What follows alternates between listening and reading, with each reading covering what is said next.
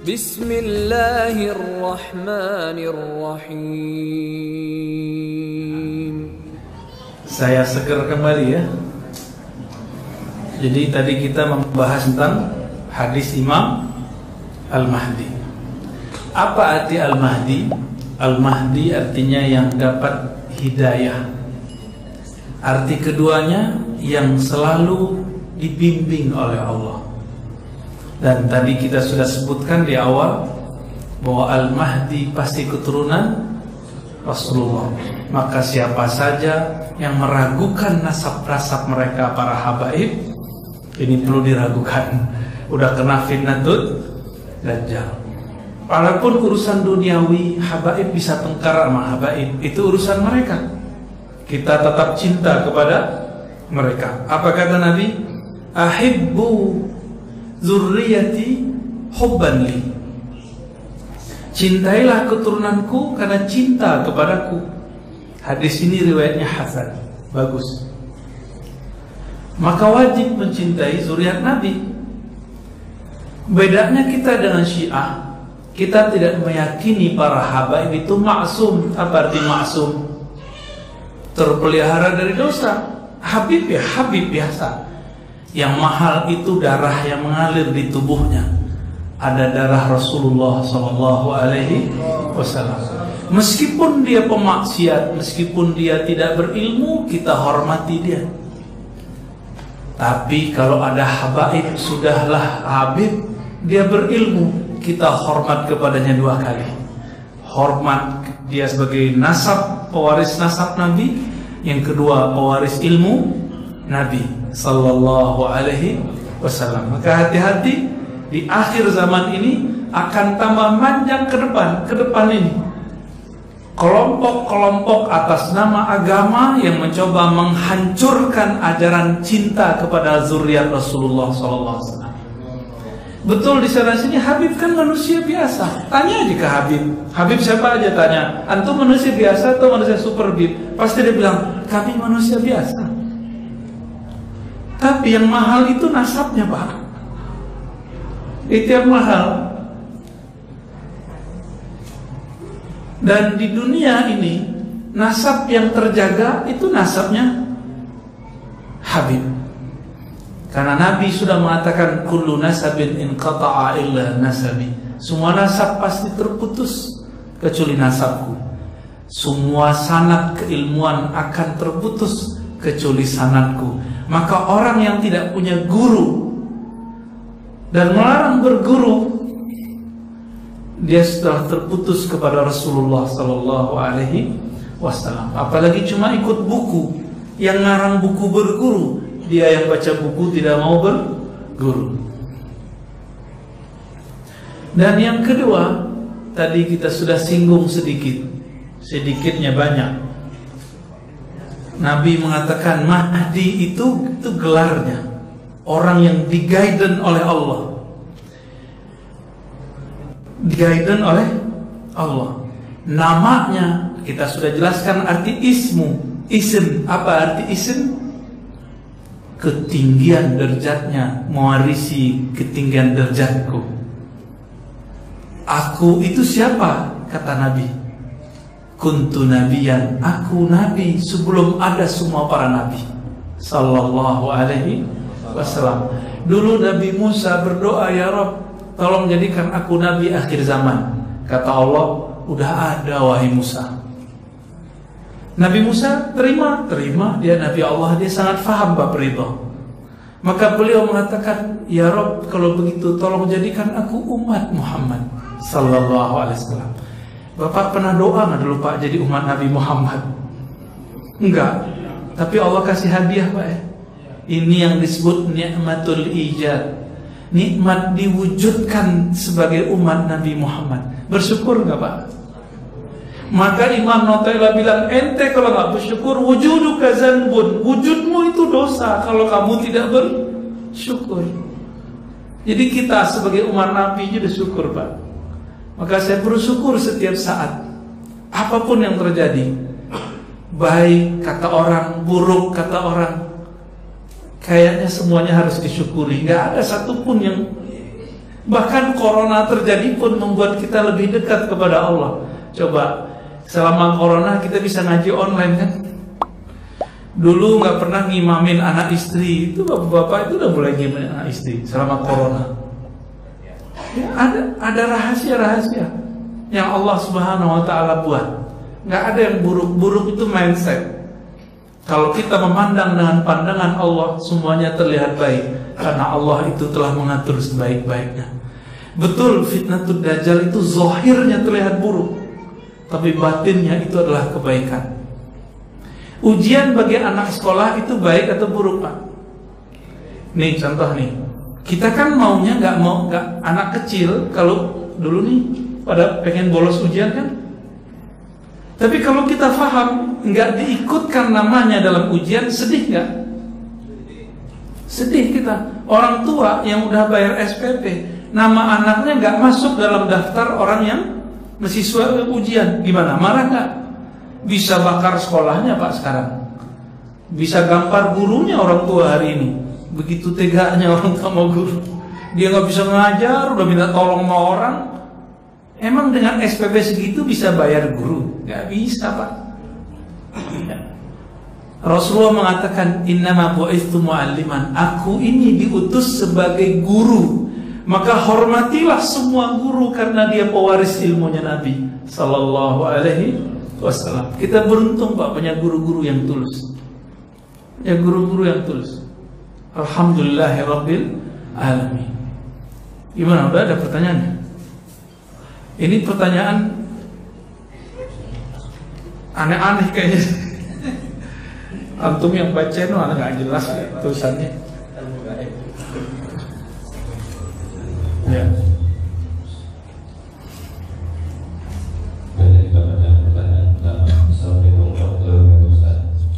Bahwa penjelasannya mengenai hadis mujahid atau setiap umur 100 tahun akan ada seorang yang memperbarui agama. Iya, bagus Pak. Itu hadis Abu Daud juga. Seingat saya lafaznya begini. Innallaha yab'atsu li hadhil ummah fi kulli mi'ati sanatin man yujaddidu laha dinaha. Sesungguhnya Allah akan mengutus. Nah, ini kata kunci. Berarti mujaddid itu diutus, tapi dia bukan rasul. Jadi ada utusan yang bukan rasul, namanya mujaddid. Apa arti mujaddid? Pembaharu. Pembaharu itu merusak atau memperbaiki, membangun atau menghancurkan. Orang sekarang bawa bendera pembaharuan tapi menghancurkan. Katanya memperbaharui agama, tapi dia hancurkan orang-orang yang beragama. Dia serang kiri kanan, depan belakang. Maunya benang dia naikin sendiri. Ternyata benangnya pun basah, layu. Ya hadisnya sahih. Setiap 100 tahun ada mujaddid. Maka ulama kita mengumpulkan siapa mujaddid di abad pertama Rasulullah. Setelah beliau diperdebatkan Umar bin Abdul Aziz atau Al Hasan Al Basri, karena dekatan waktunya. Setelah itu Imam Abu Hanifah. Setelah itu Imam Muhammad bin Idris Syafi'i. Setelah itu Imam Abul Hasan Al-Ash'ari. Terus berlanjut sampai ke Imam Subki, Imam Suyuti. Terus sampai ini. Di zaman ini kita sedang menyongsong Al-Imam Al-Mahdi. Nggak lama, nggak tahu juga saya. Ya, kita nggak mau memprediksi Pak. Angka-angka ini berbahaya. Kecuali kita dapat petunjuk dari Allah. Kalau nggak usah cocok logi deh, ya. Bicaranya riwayat. Kalau nggak ahli ilham jangan ngomong. Sekarang kan orang ilhamnya ilham YouTube ya. Kumpul-kumpulin video dari YouTube, cocok, jadi. Akhirnya terjadilah kekacauan bulan Ramadan kemarin. Udahlah kita kena corona, ditakut-takutin, dukhon terjadi. 15 Ramadan bercampurlah dua ketakutan. Ditunggu-tunggu, kita udah bilangin ke jamaah, jamaah, hadis ini belum cocok sekarang terjadi. Nggak tahu kalau tahun ini. Saya nggak bilang juga tahun ini ya.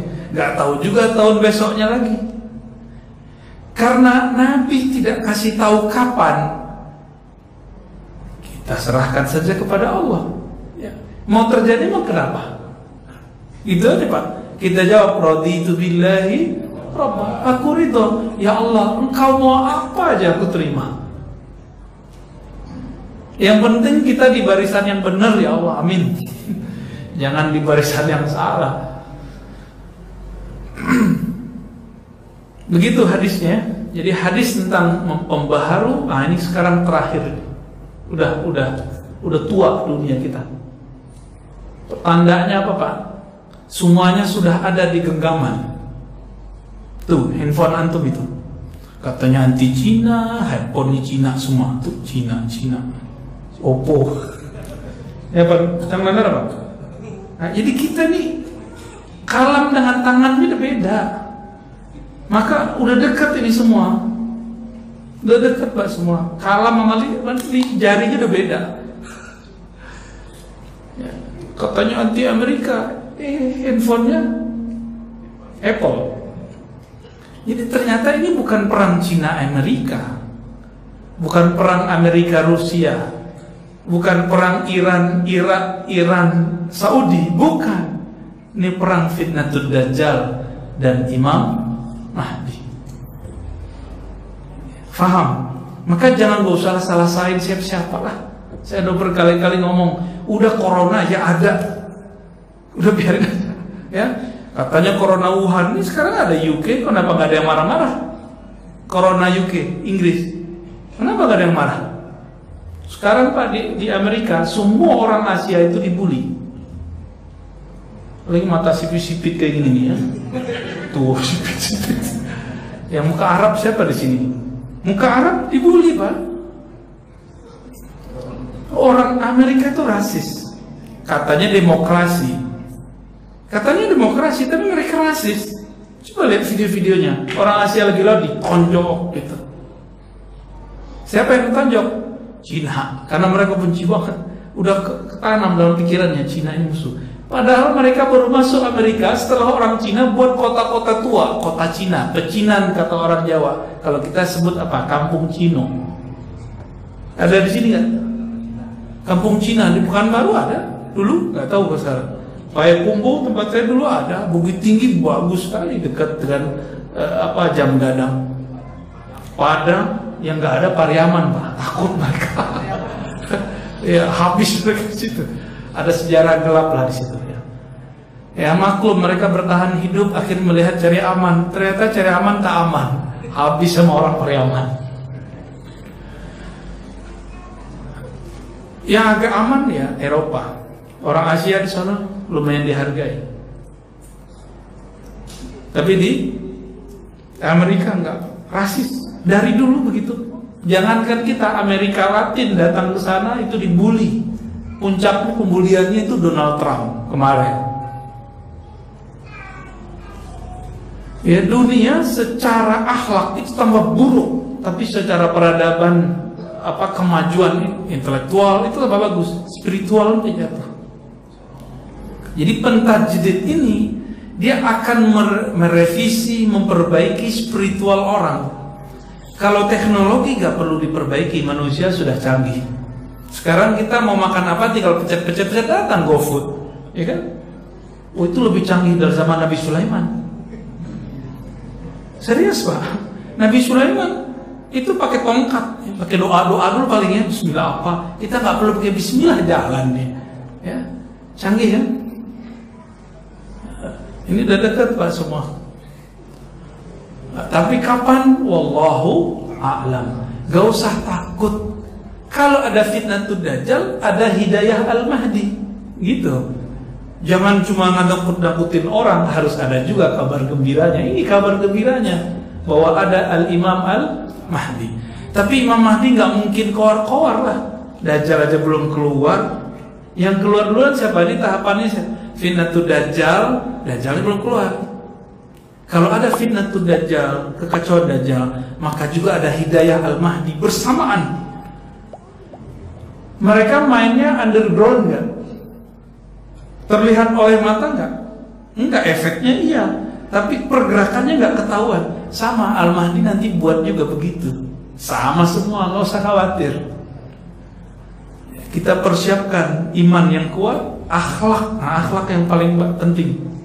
Jangan sampai nanti cuma beda faham politik seperti tahun sebelumnya, kita kemudian benci lagi kepada sesama muslim. Itu Bapak korban semua itu, Pak. Bener gak? Korban semua. Yang dicoblos jadi menteri, pusing kita. Politik Pak begitu. Itu mereka aja yang main. Udah, tolong nanti jamaah yang di sini, kalau nanti tahun politik muncul lagi, coba lebih santai. Bisa nggak? Siap? Ya, jangan siap main serang-serang jadi buzzer mulu. Buzzer itu harus ada akal juga, harus ada ketenangan jiwa juga, nur di kolbu. Jangan main share-share aja.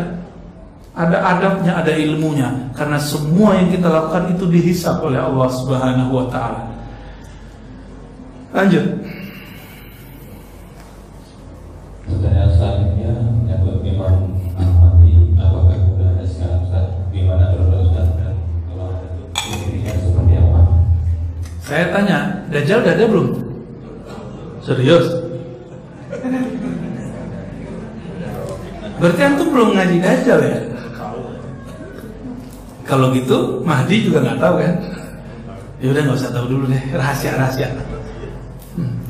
Nggak boleh kita bilang ada atau nggak ada. Nanti aja. Nanti kalau sudah ada tanda dekat saya kabarin. Sotoy ya, sok tahu. Lanjut.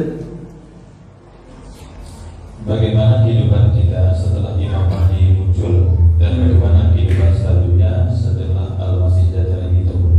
Masya Allah. Kalau ini saya boleh jawab. Kalau yang tadi nggak boleh. Sebelum Imam Mahdi dulu. Sebelum Imam Mahdi dibaiat di sana di Mekah. Karena berarti dia sekarang bukan di Mekah toh. Walaupun di hadisnya dikatakan rajulun min ahli Madinah, gitu di hadis Abu Daudnya. Seseorang yang datang dari Madinah, dari ahli Madinah. Belum tentu dia orang Madinah tempatan juga. Mungkin pernah ke sana. Jadi Imam Mahdi ini bergerak. Begitu terus. Sebelum itu terjadi, fitnatul Dajjal memuncak. Ketika memuncak, terjadi lagi apa yang terjadi pada Sayyidina Nabi SAW, paceklik 3 tahun. Kira-kira. Maka terjadilah kalau sekarang bencana virus global. Maka nanti terjadi bencana kelaparan global. Nanti bakal terjadi Pak. Maka mulai sekarang sering-sering puasa sama zikir. Latihan ngurangin makan. Jangan makan nasi mulu banyak-banyak ya. Kurangi mulai latihan Senin Kamis. Siapa tahu nanti kalau terjadi kita sudah tahan banting. Orang kalau udah lapar bisa jadi makan apa aja yang dia lihat ntar seperti zombie. Bisa-bisa nanti orang akan nyembelih anaknya sendiri karena dia kelaparan. Bahaya nggak? Sampai begitu Pak nanti.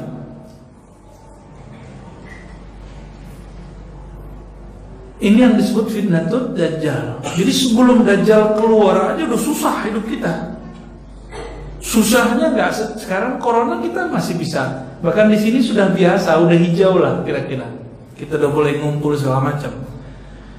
Nanti akan lebih parah lagi. Ada orang kena virus siang ini, ntar malam mati. Akan muncul saat-saat begitu. Dan itu yang disebut fitnatul Dajjal yang paling bahaya. Kalau udah muncul masa-masa begini, Allah menyiapkan skenario indah nggak? Iya, tapi sebelum indah kan harus ada kesusahan dulu. Ini ujian semua, ujian nanti orang ketika muncul juru selamat, Nanti kan juru selamat ini ada yang palsu, ada yang asli. Dia ngikut yang mana? Di saat-saat itu muncullah juru selamat. Juru selamatnya, tunggu dulu, jangan bilang asli atau palsu dulu. Dia bawalah semua makanan, ditunjukkan keajaiban-keajaiban. Akhirnya dulu orang yang suka sakti-sakti pada ngikut dia. Habis itu dia bilang, saya wali Allah. Lama-lama dia bilang apa? Sebenarnya saya ini Allah. Gitu, nanti begitu kan. Sebenarnya saya ini Tuhan kalian, menjelma, menyelamatkan kalian. Nanti dia terbang kemana-mana, dia tumbuhkan dalam sekejap pohon-pohon. Bisa begitu Pak nanti. Apinya adalah air, airnya adalah api.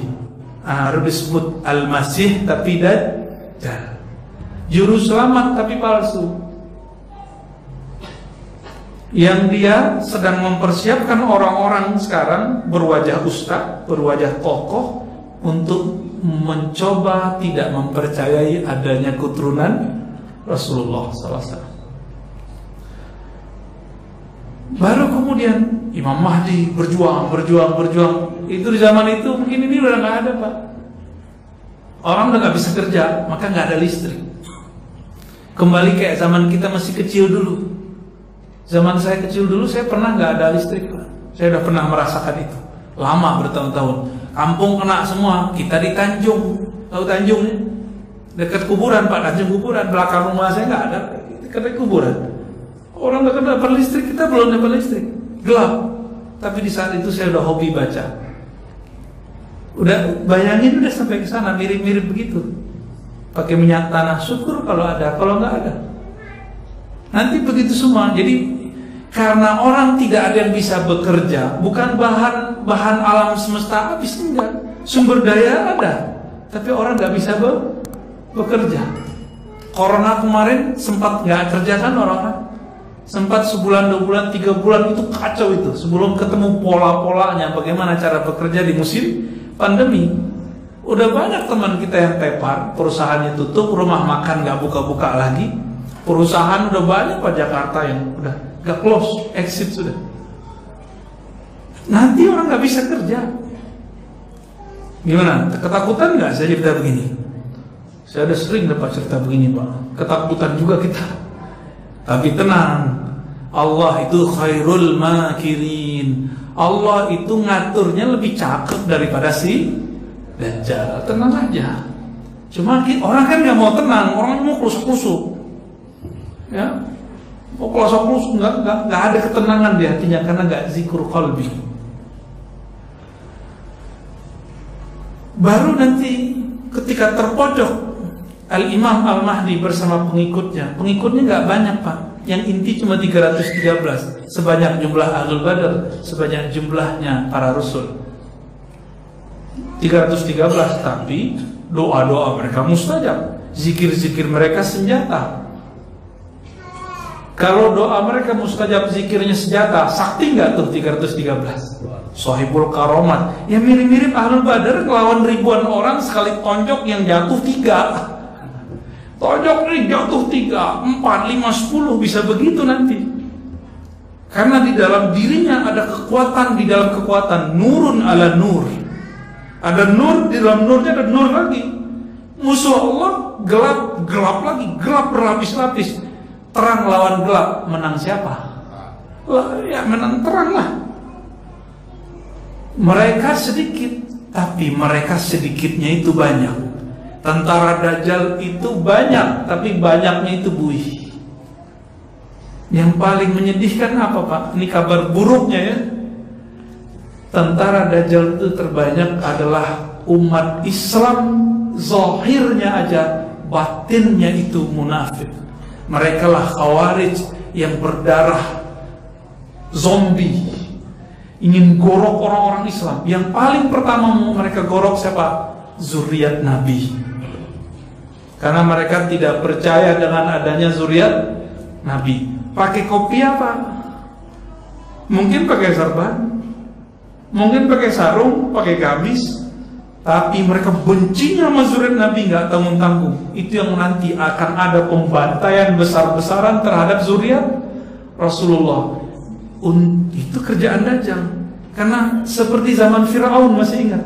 Fir'aun bermimpi bahwa ada laki-laki yang membunuhnya dari kalangan Bani Israel. Maka semua anak baru lahir dari Bani Israel dibunuh. Itu berulang lagi, Pak. Fir'aun itu ya Dajjalnya itu sekarang. Dia mewarisi keganasan Fir'aun itu. Ada zuriat Nabi gorok. Makanya jangan seneng dulu antum jadi habaib. Serem loh. Agak menceremkan. Makanya kita sayang sama mereka. Kita cinta kepada mereka. Siapa tahu dari keturunan dia, ya kan? Kita nggak tahu. Siapa tahu omnya dia, pamannya dia, adeknya dia yang jadi Imam Al-Mahdi. Kita kan nggak tahu. Ini yang menyedihkan, Pak. Itu yang Nabi katakan, fa iza laqitumuhum faqtuluhum. Kalau ketemu Khawarij, lawan. Kalau sekarang lawannya belum pakai pedang, lawannya karena mereka bawa pemikiran, kita lawan pakai pikiran. Mereka bawa Quran, kita jelasin Quran. Mereka nyebut sunnah, ayo kita uji sunnah, ya. Ayo kita uji sunnah, siapa takut? Ya. Nggak ada takut, nggak boleh ada rasa takut, tapi kegeeran juga nggak boleh. Ya antara itulah, ya. Antara khauf dan roja, antara rasa takut Allah nggak terima, tapi juga harapan besar Allah terima. Itu, Pak, kolbunya tentara Imam Mahdi itu begitu. Cemas-cemas harap, cemas-cemas harap, takut-takut tenang, gitu. Ada begitu. Kenapa? Di kolbunya ada keyakinan dan kesetiaan, dua aja. Ada keyakinan, ada kesetiaan. Ke siapa dia setia? Kepada Imam Al-Mahdi ntar. Di saat Imam Al-Mahdi bersama pengikutnya terjepit di salah satu tempat di Syam, di wilayah timur kota Damaskus, ada satu menara putih dan itu dirahasiakan Allah hari ini. Makanya Syam sekarang dihancurkan, ya. Kenapa? Dajjal ngerti, Pak, bahwa dia akan dibunuh oleh Isa. Isa turunnya di mana? Timurnya Damaskus. Seperti dulu Dajjal itu merencanakan kematian Nabi Isa karena dia tahu di print takdirnya dia. Jadi di Lauh Mahfuz dulu dia dikasih izin mengintip, karena sebelum Nabi Muhammad, jin, iblis, dukun-dukun itu dikasih kabar. Dajjal kan pimpinannya, dikasih izin mengintip ke sana. Dulu si Dajjal ini menyamar jadi muridnya Yesus Isa. Buat skenario, terbunuhlah Nabi Isa yang diserupakan, bukan Nabi Isa yang asli. Wa ma qataluhu wa ma salabuhu. Mereka tidak pernah membunuh Isa, juga tidak menyalibnya, tetapi syubbiha lahum, ditasbihkan, dibuat personifikasi mirip dengan Nabi Isa. Siapa yang buat skenario? Yang mau bunuh Nabi Isa? Dajjal. Karena dia tahu yang akan bunuh dia siapa? Ternyata Allah punya cerita lain. Diangkat Nabi Isa ke langit kedua. Ketemulah Nabi Muhammad waktu Mi'raj. Oh, ini tuh namanya Isa. Ketemu Nabi Muhammad. Isa, ya, ada di langit kedua, Pak, sekarang. Tubuh fisiknya dan ruhnya masih ada lengkap. Belum mati beliau. Kalimatnya cuma mutawafika. Mutawafika secara ilmu harfiahnya bisa diartikan kami sempurnakan engkau, bukan kami matikan, bukan. Terus nanti turun di Menara Putih. Di saat itulah kalau ada Nabi Isa, kaburlah si Dajjal. Nah, nanti ada saat Al-Mahdi ini tidak diizinkan Allah langsung menangani Dajjal. Kenapa? Gelarnya nggak matching. Al-Masih Isa matching sama Al-Masih Dajjal. Ya nggak urusan Mahdi lah itu, gitu. Maka diserahkanlah mandat kepada Nabi Isa untuk membunuh Dajjal. Nanti ada saatnya. Dajjal itu cuma 40 hari, Pak. Mirip seperti masa Samiri 40 hari di masa Nabi Musa, karena orangnya sama. 40 hari di zaman Nabi Musa persis kayak 40 tahun ngerusak iman Bani Israel. Nanti 40 hari, 1 hari seperti 1 tahun. Hari kedua di hadis itu dikatakan seperti sebulan. Hari ketiga seperti seminggu. Hari berikutnya seperti hari-hari biasa bagi orang beriman. Bagi orang yang beriman, 1 hari kayak setahun. Hari kedua setahun, hari ketiga setahun, rasanya 40 tahun lebih. Terus siksa. Akhirnya mereka mikir, ya udahlah, kita jadi hambanya Al-Masih Dajjal aja. Itu Pak, nanti orang gak kuat lapar. Kalau kita ini hamba perut, hamba duit, nanti gak kuat. Maka sekarang jangan menghambakan diri kepada fulus, kepada perut. Kalah kita. Boleh, kita butuh ya. Tapi ya kita pagar-pagarlah diri. Di saat itu nanti hari ke-40 Dajjal digorok oleh Nabi Isa. Ada rahasia-rahasia yang tidak semuanya diturunkan kepada kita mengenai bagaimana pembunuhannya. Kan sakti itu Dajjal. Kok bisa dikejar sama Nabi Isa? Nah, itu yang gak diturunkan kepada kita. Di hadis begitu aja Pak. Ya gak banyak ceritanya, begitu aja. Setelah Nabi Isa membunuh Dajjal, berdirilah daulah khilafah ala minhajin nubuwah. Khilafah terakhir. Coba kata kuncinya apa? Khilafah ala minhajin nubuwah. Minhaj nubuwah artinya sesuai seperti nubuat. Nubuat itu arti kenabian. Kenabian diatur oleh makhluk atau diatur oleh Khalik? Diatur oleh Allah. Maka yang memilih Imam Mahdi ini Allah. Kita gak bisa milih Pak. Oh kita maunya Habib Fulan, gak bisa. Kita maunya Ustadz kita aja deh Mahdi, gak bisa. Jadi karena kekhalifahan akhir zaman itu dikunci dengan kata nubuwah, kenabian itu urusan Allah. Allah sembunyiin, orang munculin, Allah apain itu terserah Allah. Jadi jangan buru-buru mau buat khilafah. Kita mau kok khilafah, tapi sabar-sabar dikit lah. Bangun khilafah bukan dengan syahwat politik. Bangun khilafah itu dengan semangat nubuwah. Maka saya mengajak teman-teman yang senang cinta dengan kajian-kajian khilafah, tolong ulang-ulang baca hadis Imam Ahmad itu. Khilafah yang berdasarkan manhaj kenabian. Kenabian itu intinya adalah mengenal Allah dan diatur oleh Allah Subhanahu wa taala, bukan diatur oleh partai, kelompok dan lain-lain. Udah habis. Alhamdulillah rabbil alamin. Bapak Ibu saudara karena Allah, semoga kita yang hadir ini diselamatkan Allah di akhir zaman. Semoga kalbu kita diridhai oleh Allah. Meskipun zahir kita banyak dosa, meskipun mata kita, tangan kita, kaki kita, semuanya di badan ini banyak dosa, maka kita angkat tangan, ya Rabb, Allahumma ya Rahman ya Rahim, salli ala nabiyina Muhammad. Ya Allah, sampaikan salam rindu kami kepada Nabi Muhammad. Ya Ghaffar ya Tawwab, ya Wahai yang Maha mengampuni. Kami banyak dosa ya Allah, dosa yang tampak di badan ini, dosa yang tersembunyi di dalam kalbu kami. Tapi Engkau Maha Pengampun ya Allah. Faghfir lana, maka ampuni kami yang hadir ini, ampuni kami yang mengikuti kajian ini. Allahumma astur auratina bisitrikal jamil. Ya Allah, dengan keindahan-Mu maka indahkanlah akhlak kami. Dengan keindahan-Mu tutuplah semua aib kami, hapuslah kemuasaan kami. Rabbana atina fid dunya hasanah wa fil akhirati hasanah wa qina adzabannar warzuqna ru'yataka wa ru'yata nabiyyika. Berikan kami terakhir ya Allah anugerah memandang keindahan wajah-Mu, keindahan wajah Nabi-Mu sallallahu alaihi wasallam. Assalatu wassalamu alaika ya sayyidana ya Rasulullah. Walhamdulillah rabbil alamin. Assalamualaikum warahmatullahi wabarakatuh.